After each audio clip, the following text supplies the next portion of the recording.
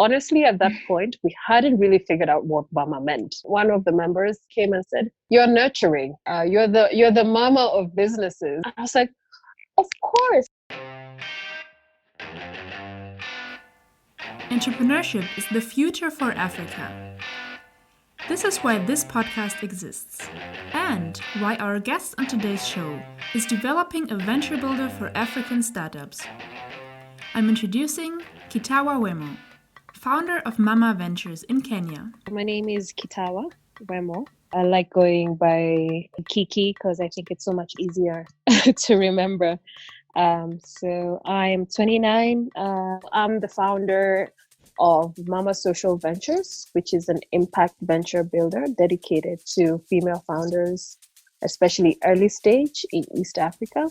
In this episode, we will hear Kitawa's journey of becoming an entrepreneur, how she learned to be independent from an early age, and how this independence accompanied her to date.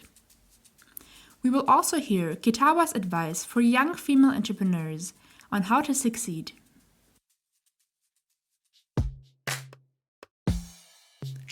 My name is Antonia Lorenz, and this is the Foundality Africa podcast.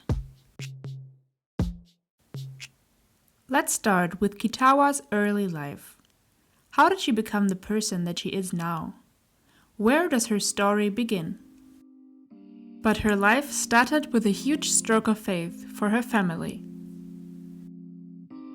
I think it was quite interesting because when I was born, a few months later, my older brother got diagnosed with leukemia. So it was very interesting because my parents then had to really take a lot of time with him, considering that the only place that had chemo was in Nairobi. So they had to travel every week by road, which is 7-8 hours away. So my older siblings always laugh and say, "Oh, she was the nanny's baby," because the nanny took care of me most of the time.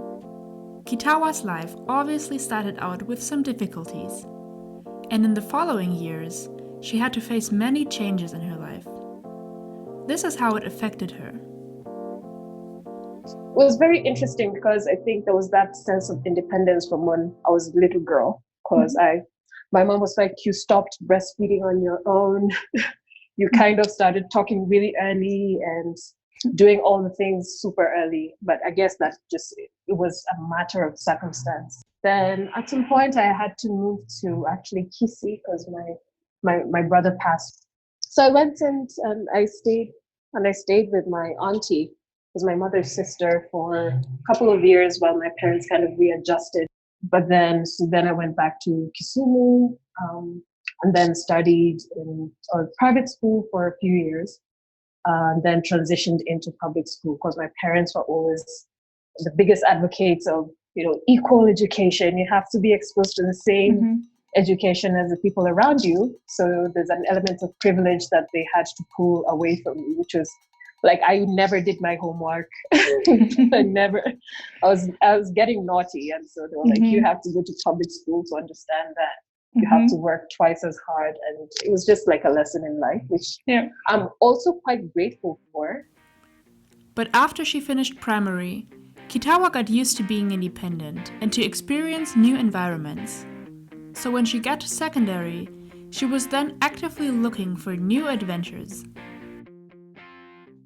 Joined high school, which I did in Nairobi, right in the heart of the city, right next to the State House.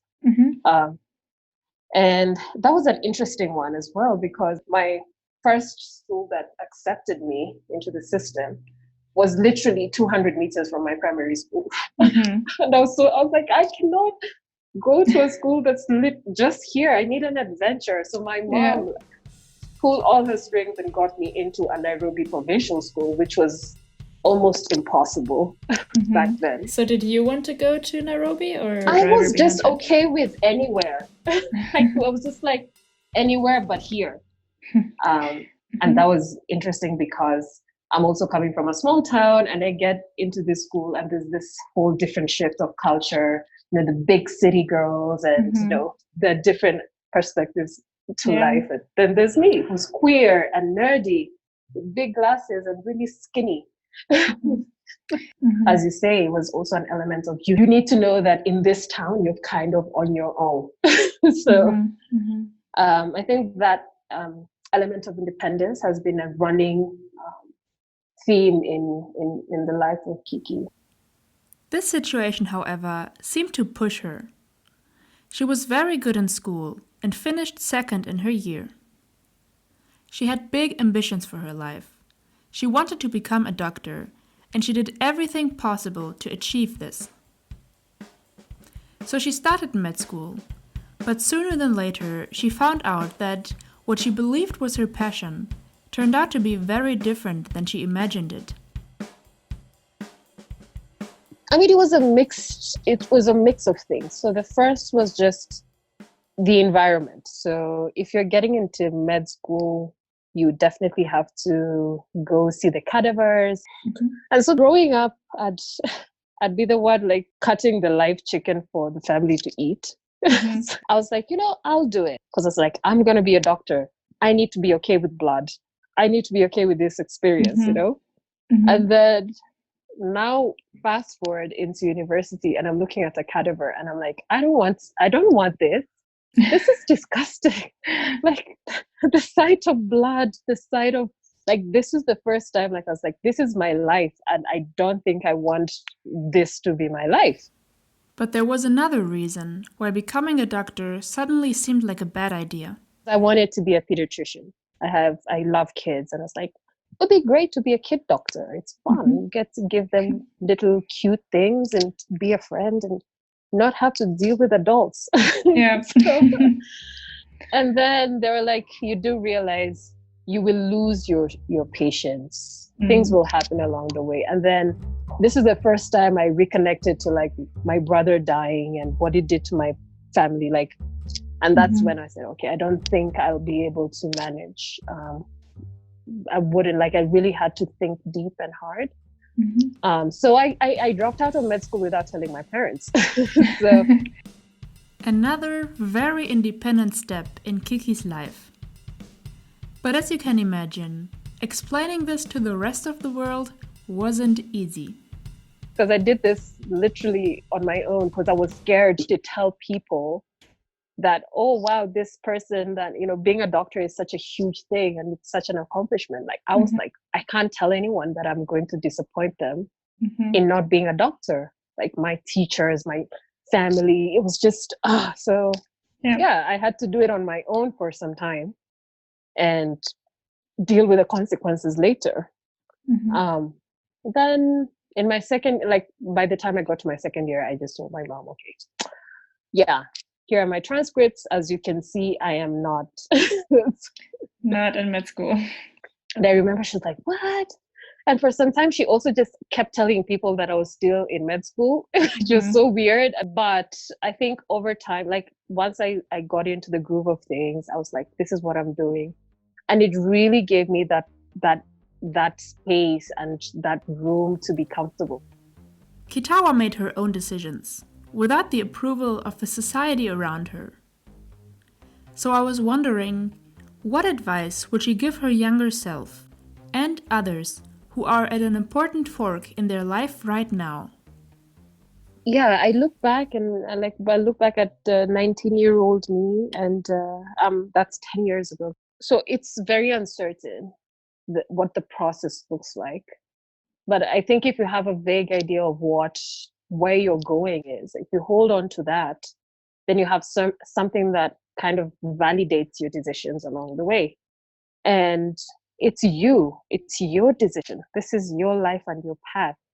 And you choose either to go left or right. And when the final time comes and I have to, I'm dying, I'm going to be on my own. There's always going to be consequences for the decisions that you make. But there's a greater reason why you're doing what you're doing. And if you kind of hold on to that, everything will make sense. So I think it's just trusting the process and accepting the consequences.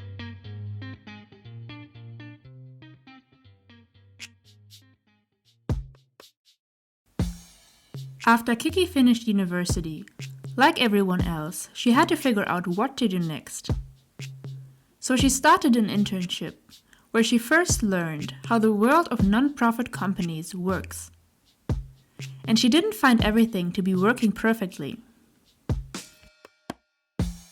The public health system is usually supported by donors and grants, and therefore, for one reason or the other, you kind of fall into the nonprofit space. And one of the places that the nonprofit world was in is in that transition between relying 100% on donor grants and actually making them more sustainable, because over time the donors do realize that this is not sustainable. And that's something, I mean, independence is something that we've talked about a lot. It was a moment of, oh, okay, I get to play a role in helping people become more independent.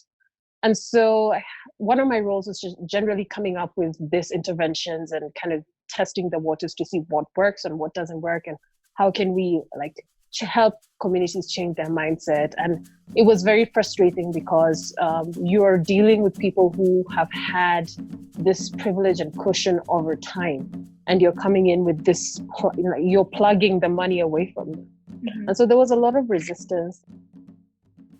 Kitawa got very hungry and excited about the interventions. But soon it turned out that the way things were going wasn't working for her at all, and she took another, you guessed it, independent step. And so I spoke to a lot of the community members, and I was like, so why is this thing not working?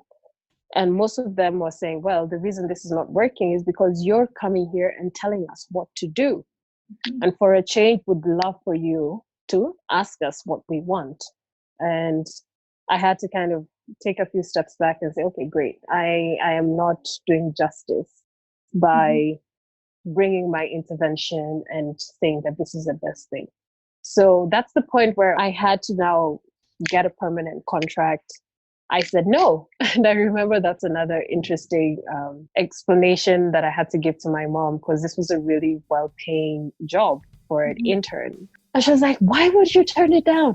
Why? So I was like, I don't know. I'm not feeling it. I'm sorry, but I'm not. Kitawa learned to be independent, so it was just a matter of time for her to start a business on her own. After turning down the job offer, she was on a mission to solve the problems she experienced on her very own. Here's how she started. The first thing I had to do was then volunteer for different people that I thought married with the interventions that I'd come up with. I designed an entrepreneurship toolkit. So this was more of, hi, I'm Kiki, or rather we are friends, we've met before. So that was literally how I introduced the official pilot of the entrepreneurship toolkit. And so I tried to use it in a nonprofit startup and a for-profit startup. So for the nonprofit, it was the same scenario to what I was experiencing in the organization. And I said, okay, clearly we need to give this sector some time. But I was still very passionate about the impact side of things. And so I picked some of the interventions from the nonprofit and plugged them into the for-profit that did very well with the entrepreneurship toolkit. So that process kind of took 2 years. So 2016 is a point when I said, okay, I can definitely see that this is viable. This is something that would make a good business. And then Mama Ventures was born. Mama Ventures was born. What stands out in Kitawa's approach is that she systematically searched for a working model. She didn't just randomly do the things she thought would be best, but she tried different scenarios and collected data about the results. Then she could be sure that it was actually working and creating value. I got a co-founder. I got a few volunteers to because I couldn't afford to pay any of them, and because I hadn't raised any money and I wasn't planning to. And so at that point, then we tested the toolkit in different scenarios. And I guess the sweet spot came in 2018. So 2 years later, when we realized that it really works well for-profit startups who are looking for an impactful way who are looking to build meaningful businesses. In 2018, Kitawa and her team had tested the toolkit on over 80 startups. And they again had a very systematic and engaging way to test the toolkit and learn from their customers. So how did you really do it? So how we did it, one is we ran our own workshops as Mama. So that's now from 2018. We run our own workshops. We run an entrepreneurship club called the Mingle. So I partnered with co-working spaces who are looking for the entrepreneurs. And so I would host, initially it was a weekly meetup.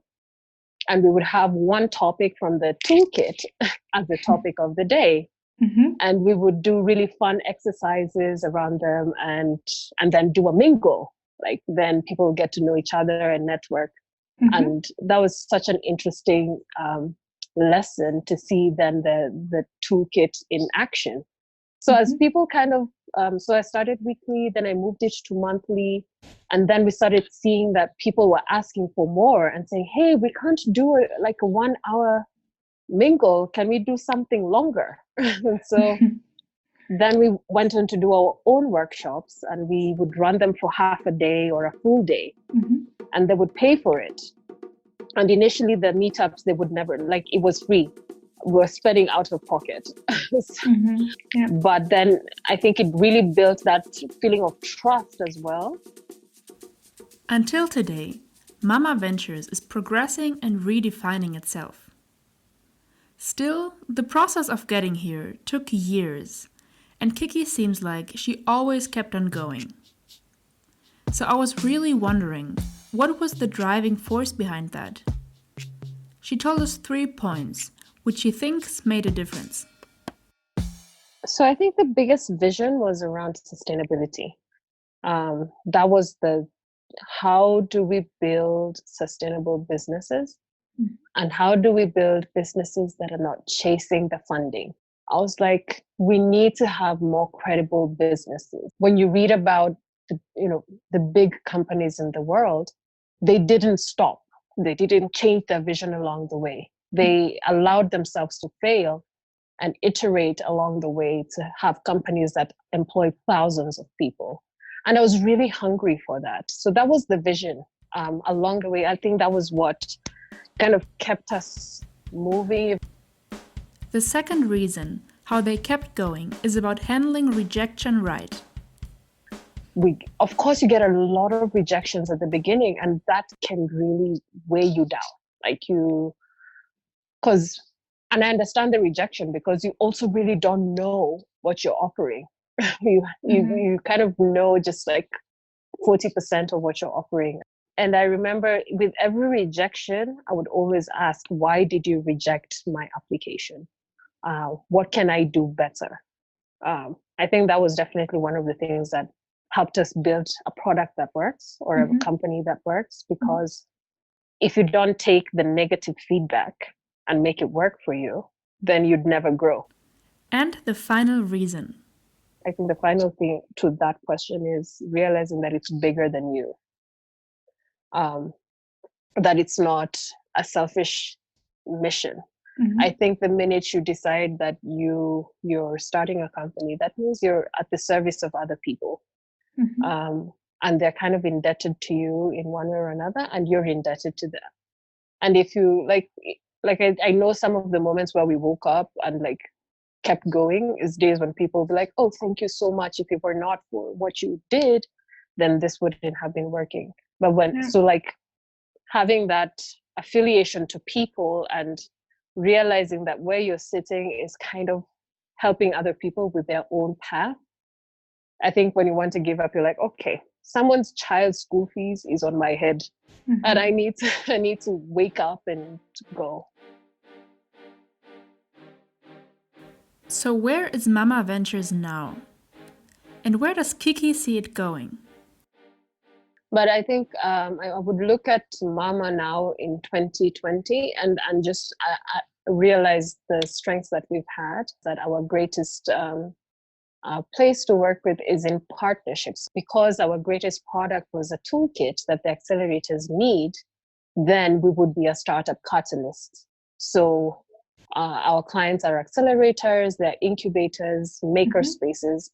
But we realized that the sweet spot for then our toolkit all of it is actually on performance tracking. And also the current COVID-19 crisis is having its effect on Mama Ventures.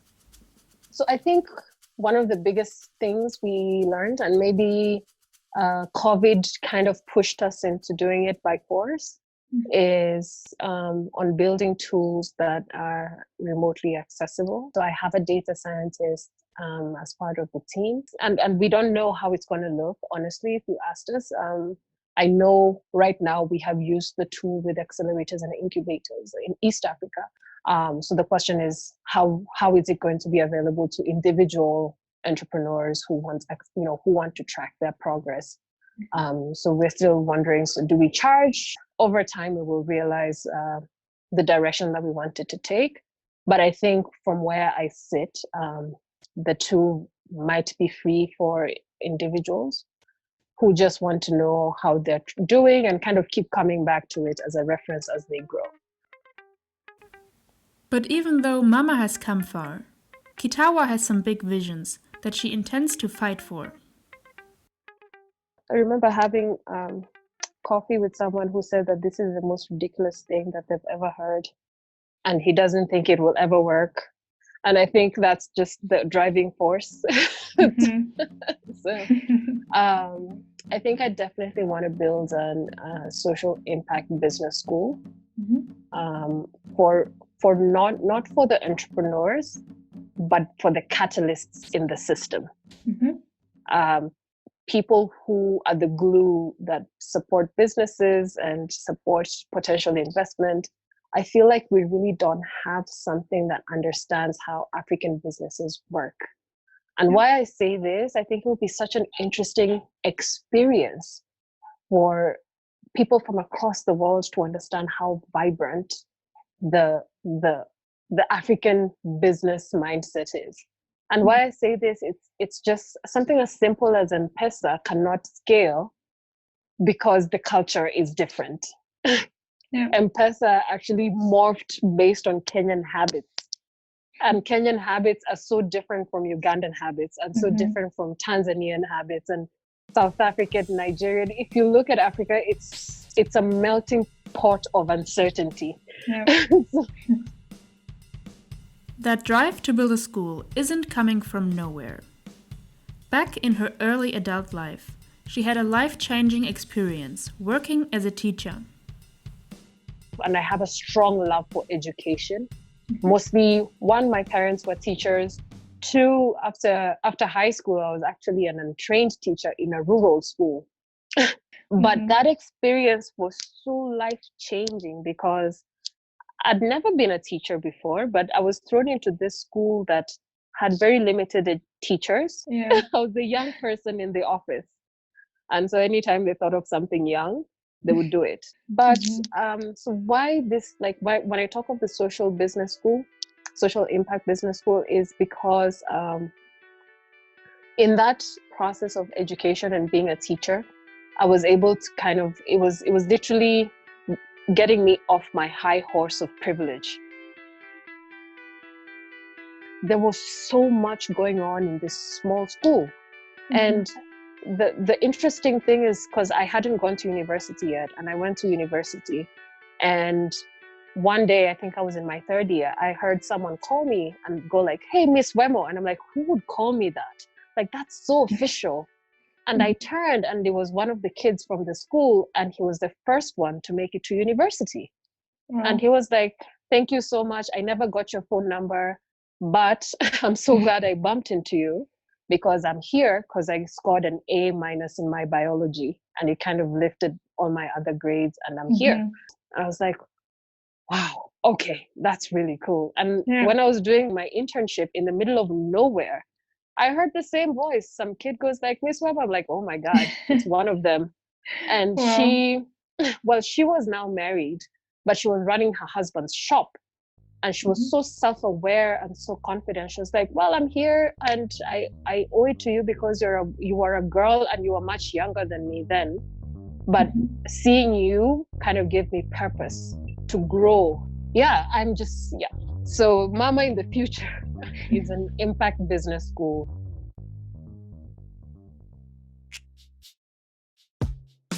What we haven't covered at all in this interview, Mama Ventures is a venture builder for female founders exclusively.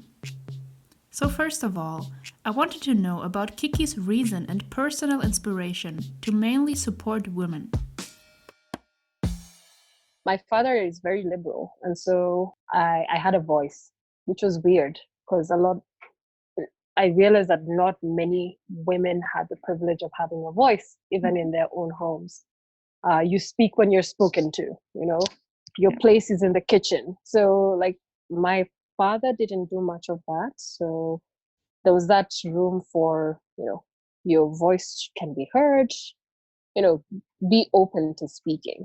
I feel like it's unfortunate that a lot of women are born in a culture that already puts them at a disadvantage. And I didn't think that I fell into that category until I went into my internship.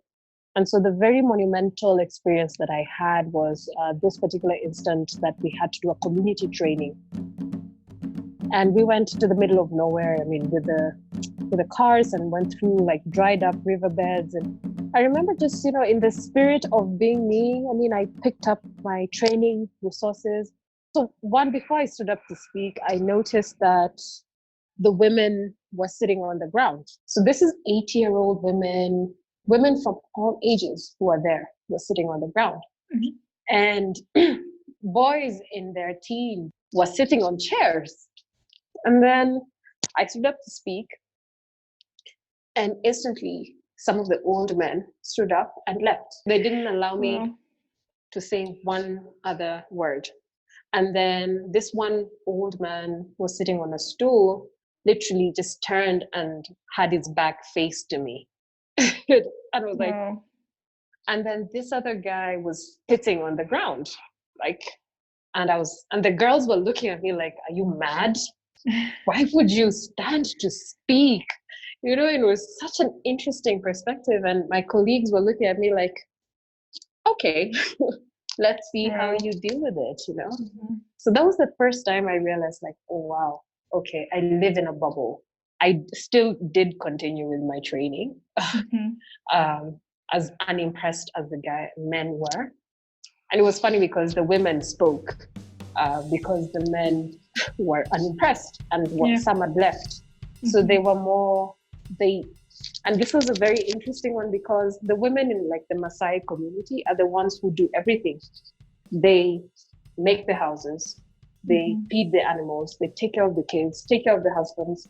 And so they were the only people who would actually understand the community and how it works.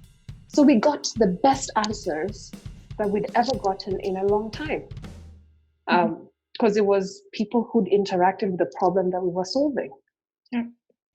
So that was definitely the point I did realize, okay, in as much as I don't fall into that community, there's a certain realization that I need to have that other women and girls don't have the same privilege out there. Mm-hmm. And so that's why naming the company Mama was so easy, because I was like, this is we're working to help women and girls become more independent and have a voice in one way. Like that was at the top of our heads.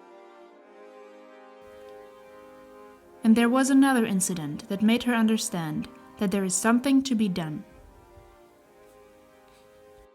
Remember, the company wasn't making any money, and so I had to do other things. I decided to help in running an event or organizing it. Mm-hmm. And this one time I had to go see one of the vendors at like 6:30 a.m.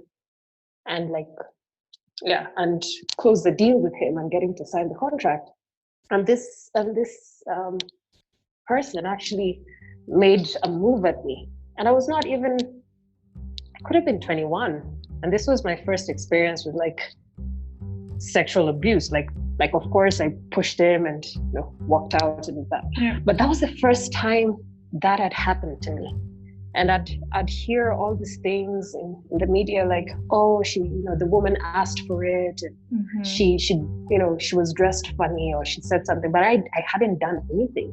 Yeah. And I think that was a point I was like, wow, aside from giving a woman the opportunity to have a voice, start a business, be independent, there's so much more that this woman still has to deal with in the world that she exists in.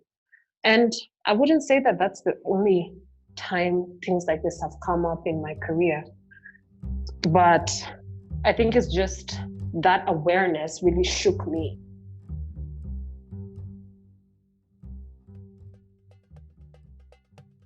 Now, what patterns does Kitawa see in female founders? And what advice does she have for women who want to start a business? We are our biggest enemy, whether alone or as a group. We can be our best support system, but we can also be our biggest enemy. So I've noticed that a lot of women who start businesses, I think a lot of conferences or talks have been done on the imposter syndrome. A lot of women have it. Of course, men have it too, but a lot of women also have it because you're getting into a space you're like, do I deserve this? Am I smart enough? Am I, and I think that's usually the first hurdle. And so even as you start your business, don't forget yourself in the process. We kind of build on who you are as you start. The imposter syndrome is a pattern in which people constantly doubt their own accomplishments and have the fear to be exposed as a fraud. The next advice? Having a mentor. Having a mentor who kind of is there at the beginning is the best thing that a woman getting into business needs. And this is because at the beginning is when it counts, right? Part of the reason why there's so few female-owned businesses is just because the mentors are brought in when there's only 5 women in what could be 5 in 100, So I think that's definitely on self-awareness. Now, lastly, there are many programs and initiatives, also within companies, that give advantages for women in order to fight inequality. However, while taking advantage of them, there is something all women should make sure. I always say it's not that element of I am entitled for this opportunity because I'm a woman. I think it's just you're as entitled as the next person. And so try to also just upskill yourself and be at the same level as the next person, whether they're another man or another woman. Yeah, so I think just try and be as competent as the next person because we are living in a very competitive society. And for you to stand out, you kind of need to work for it. So say for working on your own self and your own growth and having someone to hold your hand, identifying a woman who resonates with your purpose and your vision, then the other thing is just upskill, learn, read, and just sit at the same table and own that space because that's the most you can do for yourself. And you will be rejected and you will be you'll be called names, you're stubborn, you're all these things, but remember why you're doing what you're doing. You have a reason, you have purpose for it.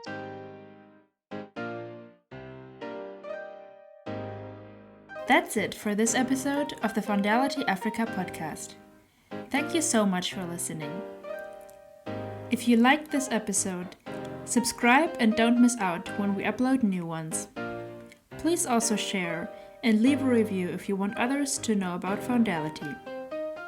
If you want to know more about us, or if you want to leave us a message, visit foundality.com.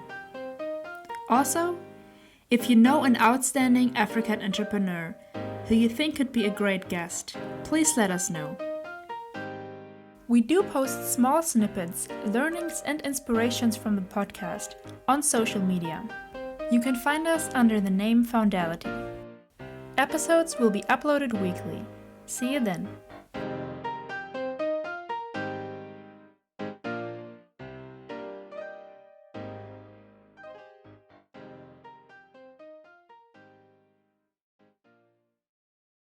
One lady said, you shouldn't wear red because you're tempting them. And I was like, what? Oh no. I was like, all my company pictures, I'm in red because I'm like, I can wear it and I will probably use it to my strength. If it confuses a man, that's his fight.